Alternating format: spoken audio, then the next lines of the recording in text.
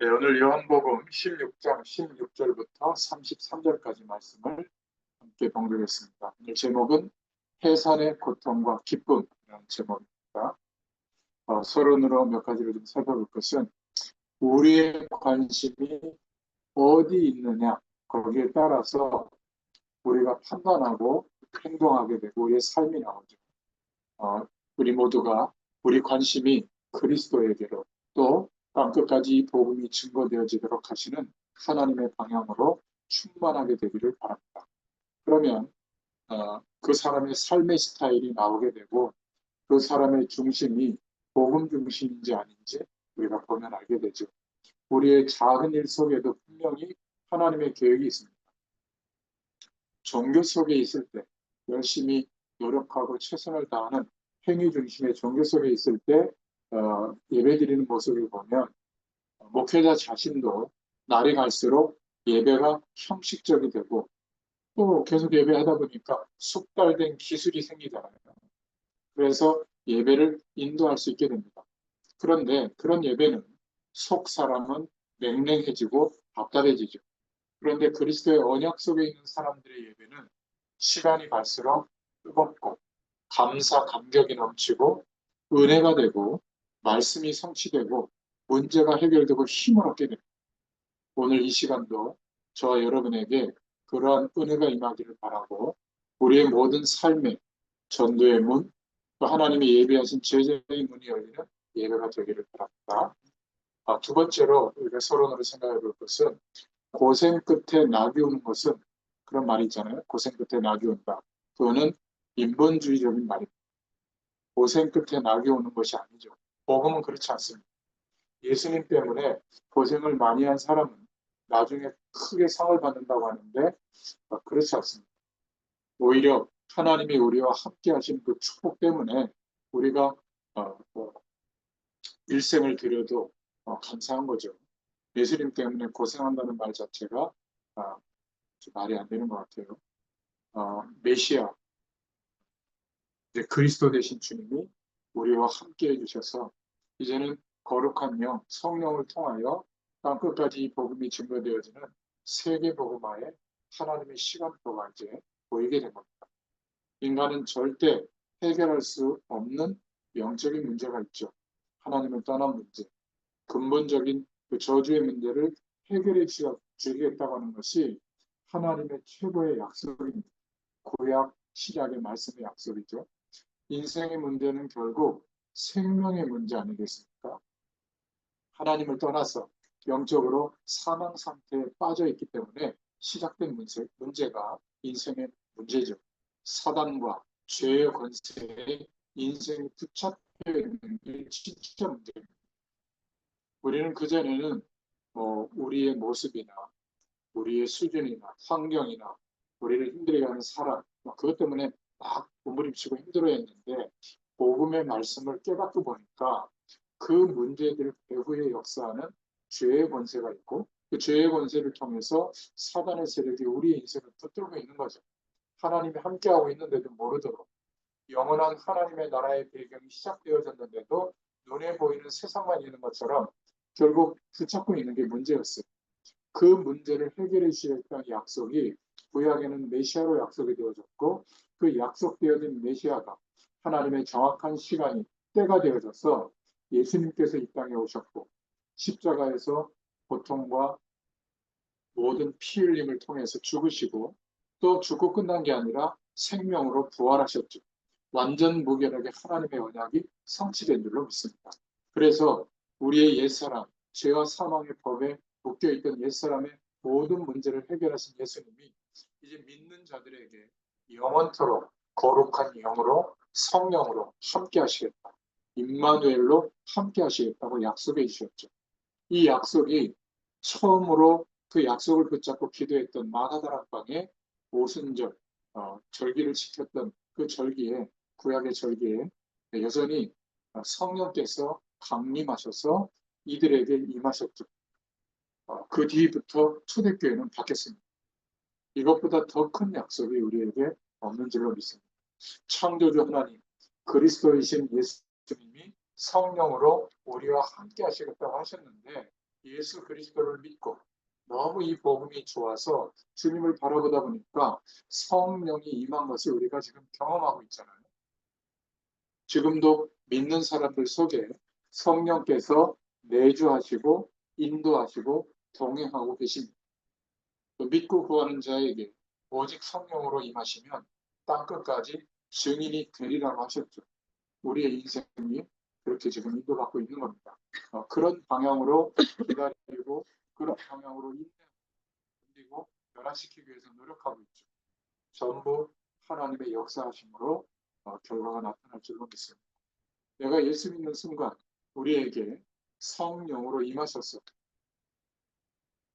성령으로 임한 나의 인생을 통해서 하나님은 복음이 증거되어지도록 역사하시는 줄 믿습니다. 주님이 우리에게 주신 최고의 축복이요 약속이에요. 메시아, 그리스도의 언약, 또 함께 하시는 성령을 통해서 세계 복음화가 되어지는 하나님의 시간표를 우리에게 주신 겁니다. 이 언약 안에 들어와 있는 사람은 한 명도 빠짐없이 우리가 살아가는 동안에 이 응답을 받고 승리하게 될 줄로 믿습니다. 우리 민족과 우리의 현장과 세계에 하나님이 살아계신 복음을 증거하게 하시는 줄로 믿습니다. 그런데 네 번째로 제자들이 이 예수님이 말씀하시는 언약이 무엇인지를 모르니까 육신적 동기로만 예수님을 바라보니까 지금 굉장히 중요한 말씀을 마지막에 하시는데 예수님이 하시는 말씀을 알아듣지 못한 거예요. 조금 있으면 나를 보지 못할 것이다. 승천을 말하지 않겠어요? 또 조금 있으면 너희가 나를 볼 것이다. 성령으로 함께한다는 말인데 도대체 무슨 말인지 못 알아듣는 거예요. 예수님을 처음 따라다닐 때부터 예수님이 메시아시요 그리스도인 사실을 믿었다면 알아들을 내용들이거든요. 여전히 육신적 메시아, 육신적 왕으로만 추정하니까 알 수가 없는 말들이죠. 그래서 복음의 말씀들은 비밀이에요. 하나님이 우리와 지금도 함께 하시는 영적 사실들은 비밀입니다. 믿음 안에서만 알 수 있는 축복들이거든요. 복음을 알아듣고 거기에 생을 걸고 우리 인생의 해답과 결론이 내려질 때 약속하신 주의 말씀을 붙잡고 주님을 바라볼 때마다 하나님의 주시는 은혜를 받고 이 세상에서는 알 수 없었던 힘을 얻는 것보다 더 큰 축복이 있겠습니까? 이제 그 은혜 속에 우리가 들어와 있는 줄로 믿습니다. 그래서 세계 복음화를 두고 기도 제목으로 붙잡고 기도하는 것 자체가 최고의 축복이에요. 대부분의 사람들은 여가 시간을 어떻게 보내죠? 경제활동하거나 그러지 않을 때 잠을 자거나 그렇지만 그 젊은 세대나 좀 빠릿빠릿한 분들은 핸드폰으로 TV의 패션 정보라든지 여러 가지 여행 정보라든지 저기가 맛있구나 먹거리 정보라든지 쇼핑하는 정보라든지 먹거리 싼데 이런 거 찾지 않겠어요? 아니면 숏폼이라고 해서 그 유튜브 그 짧은 영상 올라오는 거 알고리즘으로 계속 뜨니까 그거 막 보다 보면 한두 시간 휘딱 가잖아요. 그렇게 그런 걸 보면서 은혜를 받고 있는데 예수 그리스도의 복음을 듣고 세계 복음화의 언약 속에서 하나님의 응답을 받아야 되겠다고 생각하는 것 자체가 축복인 줄로 믿습니다. 그것도 전도와 선교를 두고 기도 제목으로 붙잡고 내가 기도하고 있다. 이미 축복 속에 들어와 있는 거죠. 이미 우리는 이런 최고의 자리에 와 있는 겁니다. 이 가치를 발견해야 우리 인생의 작은 일들, 작은 어려움들을 초월할 수 있게 될 줄로 믿습니다. 여섯 번째로 왜 사람들이 작은 것을 포기하지 못할까? 큰 것을 보지 못했습니다. 누가 욕심이 많죠? 못 가진 사람들이죠. 물질에 한이 맺혀 있으면 조금이라도 그런 물질적인 어떤 이득을 볼 상황이 됐다 그러면 거기에 생명을 걸잖아요. 목회자들도 참 그런 모습이 많은 것 같아요. 예수 믿으면서도 서로 다투고 시기하고 질투하고 염려하는 이유는 영적으로 너무 가난해서 그래요. 만왕의 왕이시고 창조주신 하나님이 예수 그리스도 안에서 우리에게 하늘과 땅의 모든 복, 기름진 복을 다 주셨는데 실제로 이 축복을 받은 우리보다 더 부자는 없죠. 우리보다 더 축복된 인생이 있다고 생각합니까? 영원히 없습니다. 우리보다 행복한 사람, 우리보다 더 수준 높은 사람이 없는데 문제는 못 가지고 있는 것처럼 생각하고 있는 거예요. 늘 다투고 시기하고 경쟁하는 것. 전지전능하신 하나님이 우리의 아버지시요 하나님의 자녀된 우리보다 더 실력이 있겠어요? 우리는 영적인 실력이 있는데 우리만큼 영원한 생명의 축복 누릴 자격 있는 사람이 있겠습니까?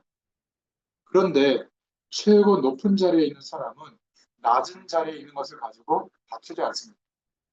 왜 예수 믿고 교회 다니면서도 근심하고 염려가 많고 다툼과 시기와 경쟁이 많을까? 제가 이렇게 교회 속에서 예전에 보면 특히 권사님들이 시선들이 많은 것 같아요, 보니까. 누가 목사님이 이렇게 막 인정하면 막 뒤에 수근수근 대면서 막 시기 질투하고요. 막 은근히 막 편을 가르고 막 이런 모습들이 겉으로 볼 때도 보이는데 얼마나 당사자들끼리는 정말 힘들겠습니다. 막 그런 게 싫어가지고 교회 막 옮기고 이런 분들도 있는 것 같은데 전부 다 왜 그럴까요? 못 가져서 가졌는데 못 가졌다고 생각해서 그래요. 절대적 행복 속에 있는데 상대적 행복 속으로 들어가려고 하기 때문에 그런 문제 속에 놓이게 됩니다. 그래서 하나님이 우리에게 주시는 평안과 행복은 절대적인 평안과 행복인 줄로 믿습니다. 예수 그리스도는 절대자세요. 예수 그리스도의 구원은 절대적인 구원입니다. 그래서 주님 안에서 하나님이 우리에게 주신 평안과 행복은 절대적인 거예요. 이 절대적이라는 것은 비교할 거리나 비교할 상대가 없을 때 절대적이라는 표현을 하잖아요. 세상 사람들의 행복의 기준은 내가 지금 갖는 거예요. 소유에 있습니다. 저와 여러분은 환경과 물질과 상관이 없고 소유와 상관이 없는 하나님이 허락하신 하나님의 나라, 영원한 생명의 축복이 우리에게 회복된 줄로 믿습니다. 절대적 행복과 감사, 감격이 있는 것이 신앙이네요. 주님이 우리에게 최고의 약속을 해주셨고 약속하신 대로 그 은혜 속에 우리가 응답받고 있는 겁니다. 그래서 오늘 말씀을 통해서 증거하고 있는 내용은 첫 번째로 본론으로 들어가서 십자가의 죽음에 대해서 말씀하고 있죠. 구약에 예언된 메시아가 이 땅에 오셨다. 그분은 십자가에서 죽으시고 부활하셨다. 이 예수님의 탄생과 십자가 사건과 부활 사건이 지상 최대의 사건인 줄로 믿습니다. 그 사건은 구원 사건이요. 인생 문제가 해결되는 사건이요. 하나님의 창조적 권능이 임하는 하나님의 재창조의 능력의 사건이죠. 이 엄청난 최고의 사건의 주인공은 예수 그리스도와 그 예수님을 믿는 사람인 줄로 믿습니다. 지금도 하나님은 이 구원 중심으로 우주와 역사를 움직이고 계십니다. 그 중심에 우리의 인생이 들어와 있는 거예요. 얼마나 기적 같은 일입니다. 십자가에서 죽으시고 부활하신 주님이 이제는 승천하시고 영원히 성령으로 함께 하시겠다는 약속을 이행하셔야 되는데 그 약속의 방편이 성령 하나님입니다. 그러니까 오늘 요한복음 16장 16절, 17절, 19절에 조금 있으면 너희가 나를 보지 못하겠고 이렇게 말씀하셨잖아요. 예수님이 하나님이시지만 인간의 몸을 입고 이 땅에 오셨죠. 예수님은 100% 인간이시고 100% 하나님이시고 합쳐도 100%예요. 그 예수님이 육신의 몸을 입고 있을 때는 시간과 공간의 제한을 받습니다. 그래서 시간과 공간의 제한을 받고서는 초제한적으로 시간과 공간을 넘어서 모든 사람에게 역사하실 수가 없잖아요. 그래서 시간과 공간을 초월해서 각 사람에게 영원토록 함께 하시기 위해서는 영으로 계셔야 되는 거예요. 그래서 약속하신 것이 보혜사 성령입니다. 그러니까 조금 있으면 너희가 나를 보지 못하겠으나 다시 보게 될 것이다. 그렇게 말하는데 이 내용을 알아듣지 못하는 거죠. 승천할 것이기 때문에 조금 있으면 너희가 나를 보지 못할 것이다. 조금 있으면 하나님의 시간표죠. 하나님의 시간표를 모른다면 얼마나 답답합니까? 하나님의 시간표를 안다고 하는 것은 보통 축복이 아니에요. 하나님의 시간표가 있다는 것을 안다면 핑계대는 것 같고 합리화하고 위로하는 것 같지만 그렇지 않죠. 하나님의 시간표라고 하는 말보다 정확한 말은 없어요. 우리의 시간과 생명의 주인 되시는 그분이 절대 실수하지 않으시고 시간표대로 우리에게 역사하십니다. 시간표대로 저와 여러분들은 하나님의 응답 속으로 계속 인도받게 된 줄로 믿습니다. 요한복음 16장 18절에 조금 있으면 이라는 말이 무슨 말이냐? 제자들은 못 알아들었어요. 단순히 지금에게도 별들날이 있다. 그 말이 아니에요. 완전히 하나님의 시간표를 말하는 겁니다. 16장 17절에 내가 아버지께로 감이라. 그러니까 너희는 곡하고 애통하고 근심하게 될 것이다. 요한복음 16장 17절에 내가 아버지께로 감이라. 가셔야 보혜사 성령으로 오시잖아요. 너희는 곡하고 애통하고 근심할 것이라 말씀하셨어요. 예수님이 죽으시고 떠나가는 것처럼 할 것이지만 그것이 사실은 해산의 고통이라는 겁니다.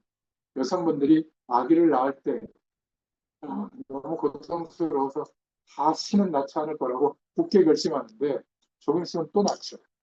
해산의 고통이 그렇게 크지만 왜 잊어버릴까? 생명의 기쁨이 그 어떤 고통과도 비교할 수가 없기 때문입니다.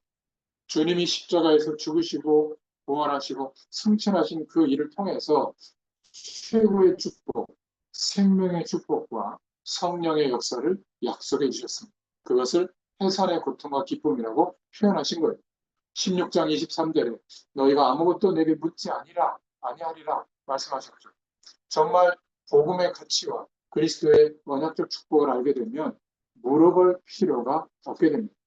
진짜로 성령의 내주하심, 인도하심, 역사하심, 충만하심을 경험하고 있는 사람은 물어볼 것이 없고 따질 것도 별로 없어요. 토를 달 것도 없죠. 진짜 제자도는 묻지 않고 믿음으로 말씀의 언약을 따라가는 겁니다. 하나님의 언약궤이기 때문에 따라가는 것이죠. 연구하고 분석할 필요도 사실은 없죠. 성경 공부를 하지 말고 신학도 하지 말라는 뜻이 아닙니다. 주님의 말씀이 맞다면 토를 달 이유가 없다는 거예요. 언약의 스케줄 속에 우리가 있기 때문에 그렇습니다. 지금은 아직도 공사 중이기 때문에 괜찮아요. 여러분 건축할 때 보면 공사할 때 자재도 널려 있고 못도 나와 있고 뭐 뼈대만 있을 때도 있잖아요. 암사합니다. 그러나 그 설계도는 완벽하잖아요. 어마어마합니다. 완성되지 않았지만 지금 진행 중, 공사가 진행 중에 저와 여러분들은 영원한 언약과 시대적인 언약이 성취되고 있는 진행 중 그 속에 들어와 있는 줄로 믿습니다. 지금 현재만 보면 공사 중이기 때문에 형편없게 보일 수도 있습니다. 별것 아닌 것처럼 보일 수도 있어요. 그런데 완공되지 않았지만 완공될 것을 믿고 바라보는 것이 믿음이죠. 눈에 보이는 것만 본다면 불신자하고 다를 바가 하나도 없는 거 아니겠어요?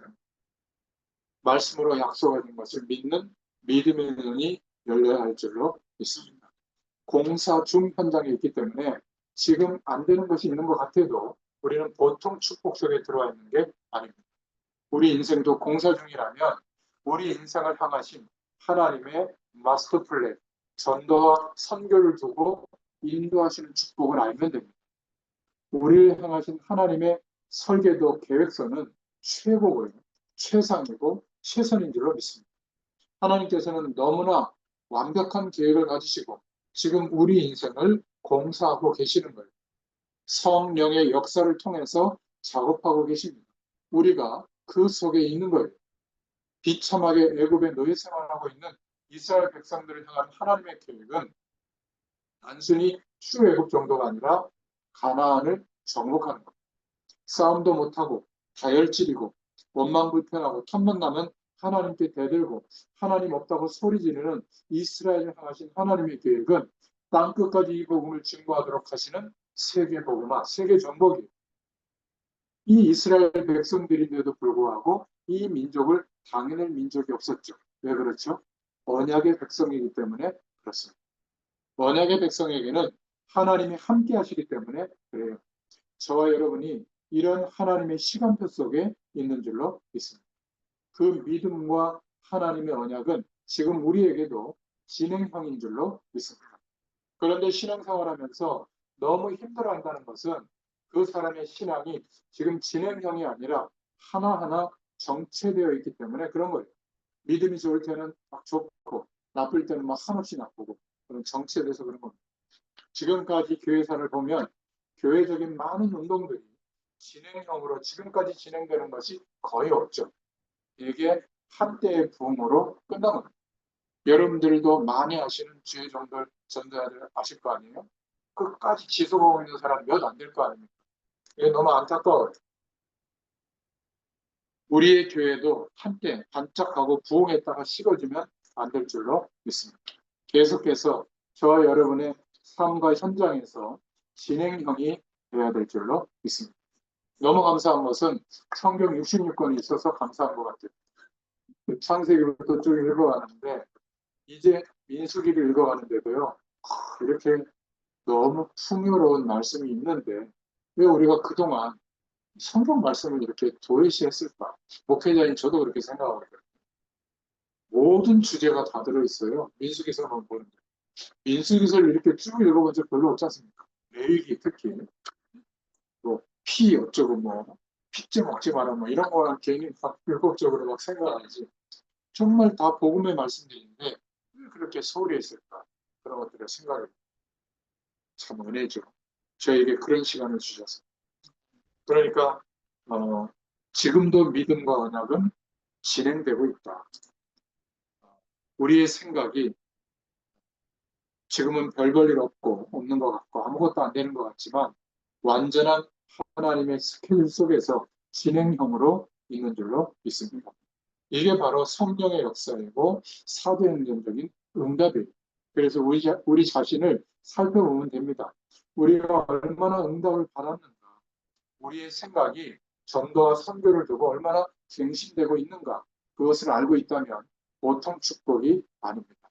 계속 그리스도를 말하고 세계 복음화와 현장과 전도, 제자를 생각하고 말하는 것 자체가 축복인 줄로 믿습니다. 우리가 이 언약을 붙잡고 기도할 수 있는 것, 이 자체가 축복이에요. 서로 잘났다고 막 다투는 그런 신앙의 모습들 속에도 있을 수 있는데 이렇게 순수하게 복음운동을 지속할 수 있는 것 너무 감사한 줄로 믿습니다. 지금 응답이 안 되는 것 같지만 5년, 10년 뒤에 한번 보세요. 우리에게 성취되어질 사도행전적인 응답들은 아마 기절할 만한 내용들일 겁니다. 지금 우리 이민혜 권사님 한 분이 기도하면서 지속하고 있는데 벌어지고 있는 일들을 우리가 지금 보고 있잖아요. 우리가 함께 보잖아요. 같은 응답을 누리고 있는 겁니다. 제가 지금 의정부도 가고 있다니까요. 방학이라 그 태민이가 그 지금 스케이트 강습이 있어가지고 2주만 더 미루자고 막 간청하다 그러죠. 당연히 괜찮죠.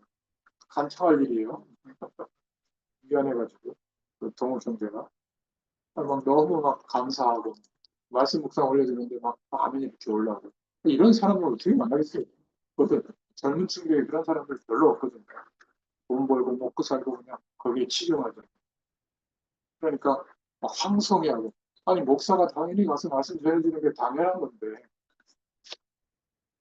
그러니까 사도행전적인 응답들은 막 거창한 게 아니라 우리의 삶 속에 계속 하나님이 응답하실 줄로 믿습니다.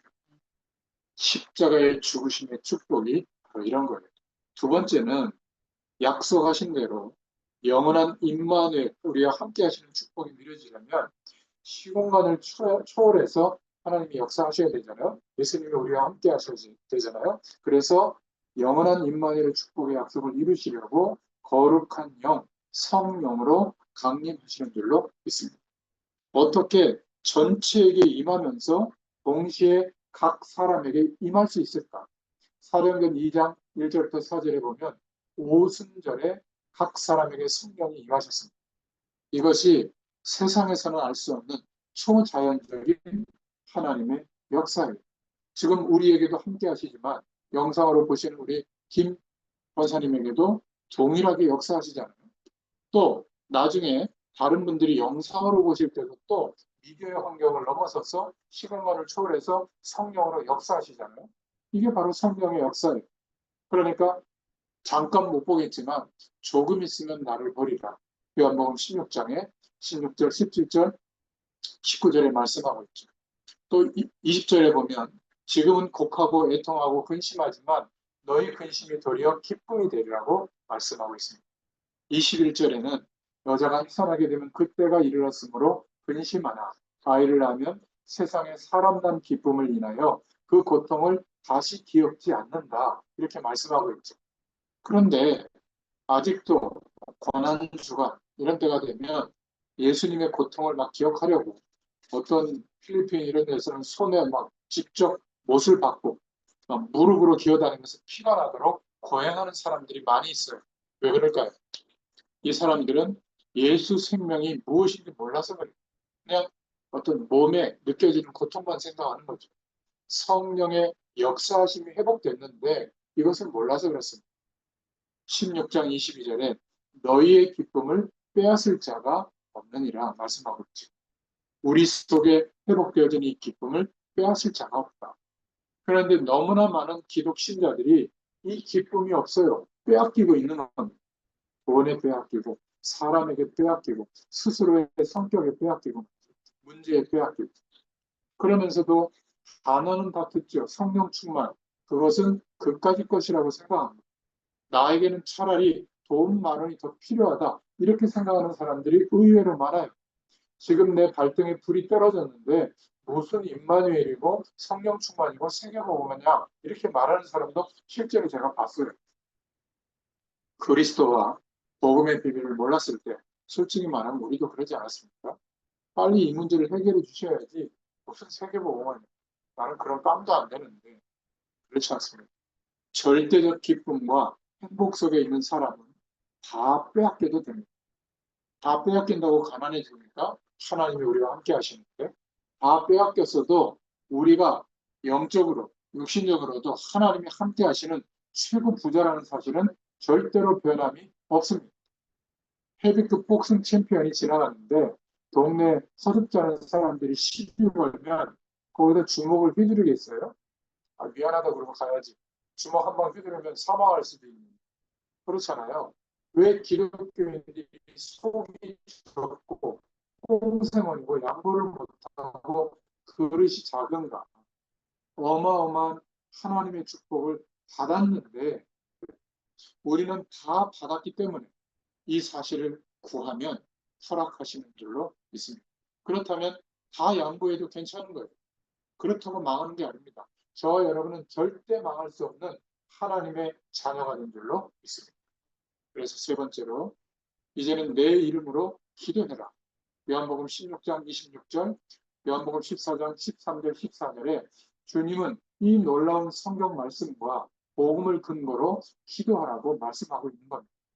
모든 문제 해결이신 십자가 사건의 주인공이신 예수님의 이름의 공로로 우리가 하나님께 나아가서 기도할 수 있게 된 거예요. 엄밀한 의미에서는 우리는 이미 하나님이 함께 하시는 응답을 받아놓고 하나님과 연결된 상태에서 기도 행위를 하는 거죠. 이미 기도는 되어지고 있는 거예요. 기도의 비밀을 모르면 기도하는 것이 힘들고 기도하는 시간이 아마 아까울 겁니다.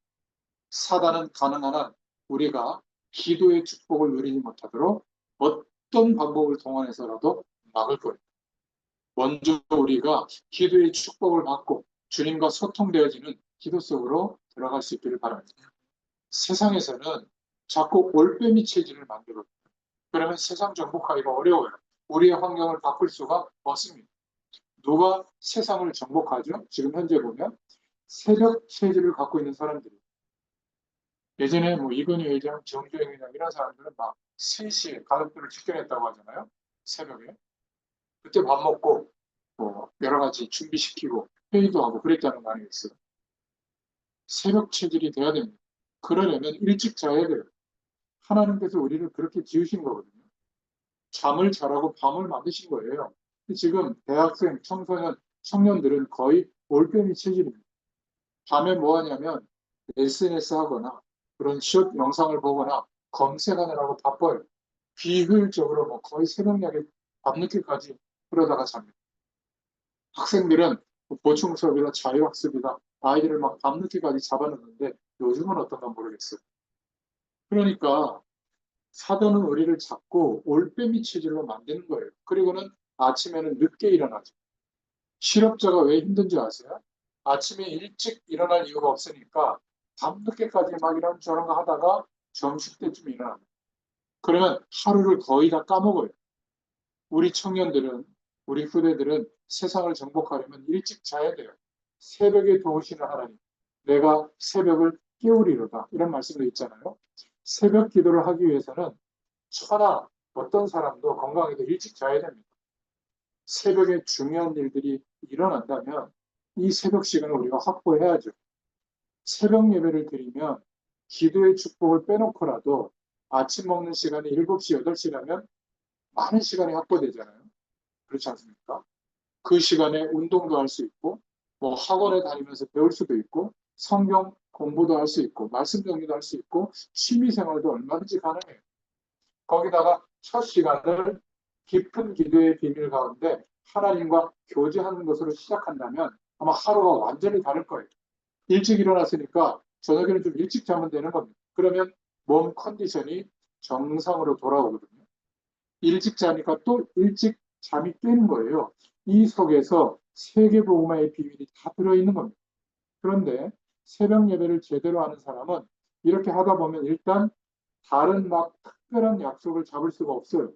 삶의 패턴이 일정해집니다. 일단 삶의 규모가 잡히기 시작하죠. 실업자들은 몸도 버리고 돈도 못 벌고 항상 시간이 없고 바빠요. 이게 이상해요. 왜 그렇죠? 하나님이 주신 낮과 밤, 아침 이런 질서와 조화가 깨진 삶으로 살기 때문에 그렇습니다. 규모 있는 삶으로 세계봉화를 준비하려고 한다면 말할 것도 없이 아침 체질, 새벽 체질이 되어야 될 줄로 믿습니다. 이것에 대해서는 조금 몸부림쳐도 좋아요. 하나님이 분명히 응답을 주실 줄로 믿습니다. 안 보는 것 같은데요. 가족들이 다 일찍 일어나면 하루 종일 졸릴 텐데 요 생각만 묶어버립니다. 그럼 진짜 졸려요. 그런데 뭐 졸리면 낮에 잠깐 30분, 1시간 주무셔도 되고요. 그러나 조금 일찍 잔다고 생각하면 이 체질이 딱 갖춰지더라고요. 그러면 요한복음 16장 23절 24절에 응답과 기쁨이 충만해질 줄로 믿습니다. 요한복음 16장 23절 24절에 지금까지는 너희가 아무것도 구하지 아니하였으나 목사님 무슨 말씀입니까? 제가 지난 20년 동안 기도했는데 별로 응답이 없었는데요. 제가 드릴 말씀이 있어요. 그리스도 모르면 아무것도 기도하지 않은 거예요. 육신적인 기도 제목만 갖고 기도한 거죠. 모든 문제를 해결하신 그리스도의 축복을 붙잡고 기도할 때 하나님의 모든 응답이 임하게 되는 줄로 믿습니다. 로마서 8장 1절부터 2절에 그동안 이래서 힘들고 저래서 힘들고 내가 적이 없어서 그렇고 아직 적이 안 이루어져서 그렇고 그렇게 마음과 생각이 가 있던 것에서 완전히 해방되는 은혜가 있게 될 줄로 믿습니다. 어떤 것도 문제가 되지 않습니다. 기억하세요. 그리스도 모르면 아무것도 기도하지 않은 것과 같아요. 그러나 지금까지는 너희가 아무것도 구하지 아니하였으나 그 말이에요.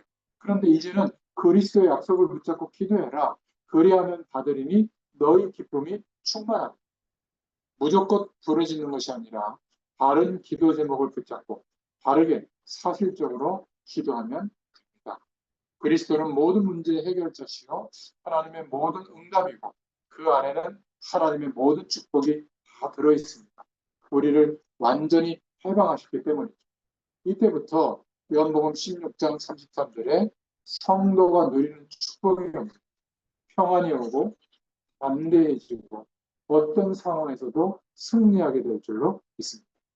요한복음 16장 21절에 십자가를 통한 구원의 축복과 그 속에서 전도와 제자로 세워지는 이 축복은 해산의 고통과 기쁨과 같다. 그러니까 성도가 누려지는 그 시점이 되면 그동안에 많은 일들을 참고 견디면서도 주님을 바라봤던 그것이 이제 하나님이 함께하는 축복이 임하니까 기쁨이 회복되어진다. 성령께서 나와 함께 계시고 그리스도의 이름으로 기도해서 응답받고 그러니까 이 사람은 당연히 성공될 수밖에 없는 삶으로 역사할 수밖에 없죠. 16장 33절에 승리하신 주님이 성령으로 나와 함께 계시기 때문에 아무리 세상에 환란이 일어나도 담대할 수 있고 평안할 수 있게 된 줄로 믿습니다. 해산의 고통과 기쁨은 뭐라고요? 십자가를 통한 구원의 축복을 누리는 겁니다. 내가 하나님의 말씀의 언약의 자녀로 기도의 비밀을 계속 누리면 되죠. 그냥 볼 때는 해산의 고통처럼 보일 수가 있지만 우리의 삶의 주변에 어느 틈엔가 전도와 제자의 문이 열리는 것을 보게 될 줄로 믿습니다. 내 주변에 언약 있는 사람들이 한 사람 한 사람 생기게 될 거예요. 생각만 조금 바꾸면 돼요. 오늘 모든 문제를 해결하셨고 지금 성령으로 우리와 함께 계시는 예수님의 관심은 우리도 주님과 함께 생명운동하기를 원하십니다. 오늘 주신 말씀 가운데 중요한 기도 제목을 붙잡고 하나님이 주시는 최고의 평안을 누리시기를 살아계신 주 예수님의 이름으로 축원합니다. 기도합니다. 하나님 너무 감사합니다. 오늘도 요한복음의 말씀을 통해서 생명의 말씀으로 능력의 말씀으로 우리에게 역사해 주심을 감사합니다. 해산하는 고통과 같은 주님이 죽으시고 부활하시고 또 승천하셔서 우리에게 부탁하신 전도자의 삶을 살게 되도록 역사하시는 것은 성령으로 함께 하시는 그 은혜가 누려질 때 참된 기쁨이 되고 평안이 되고 담대하게 되고 승리하게 되는 말씀의 언약인 줄로 믿습니다. 이 축복이 우리에게 실제가 되어지도록 또 한 주일도 역사하여 주시옵소서. 감사드리며 예수님의 이름으로 간절히 축복하옵고 기도하옵나이다. 아멘. 감사합니다.